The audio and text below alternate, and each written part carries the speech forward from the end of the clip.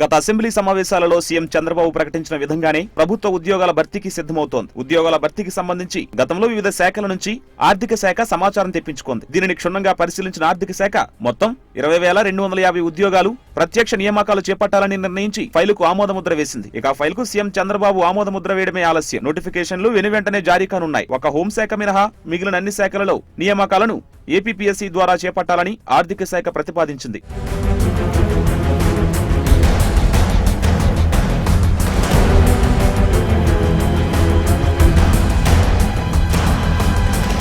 మొత్తం భర్తీలలో అత్యధికంగా హోంశాఖలో 9,000కు పైగా పోస్టుల భర్తీ చేపట్టనున్నట్లు తెలుస్తోంది. మిగిలిన వాటిలో గ్రూప్ 1లో 94 పోస్టులు, గ్రూప్ 2లో 1100 పోస్టులు, గ్రూప్ 3 ద్వారా 1500 పోస్టులు భర్తీ చేపట్టనున్నట్లు సమాచారం. ఇక హోంశాఖలో చేపట్టనున్న 9,000 పోస్టులలో సిఐలు, ఎస్ఐలు, ఏఆర్ కానిస్టేబుళ్ల నియామకాలు చేపట్టనున్నారు. జలవనరులు, పంచాయతీరాజ్, ఆర్ఎండ్బి, ఇతర శాఖలలో కలిపి మొత్తం 1600 ఇంజనీరింగ్ పోస్టులు ఖాళీగా ఉన్నాయి. వైద్య ఆరోగ్య శాఖలో 450 పోస్టులు, అటవీ శాఖలో 2000 పోస్టులు, ఉన్నత విద్యాశాఖలో 550 లెక్చరర్ పోస్టులు, సంక్షేమ శాఖలో 500 వార్డెన్ పోస్టులు, పశుసంవర్ధక శాఖలో 750 వెటర్నరీ అసిస్టెంట్ సర్జన్ పోస్టులు, వ్యవసాయ శాఖలో 150 అగ్రికల్చర్ ఆఫీసర్ పోస్టులు, 150 అసిస్టెంట్ స్టాటిస్టిక్స్ అధికారుల పోస్టులు, గిరిజన రెసిడెన్షియల్ పాఠశాలలో 800 టీచర్ పోస్టులు, మత్స్యశాఖలో 10 పోస్టులు, బీసీ సంక్షేమ శాఖలో మరికొన్ని శాఖలలో ఉన్న పోస్టులను భర్తీ చేపట్టే అవకాశం ఉంది.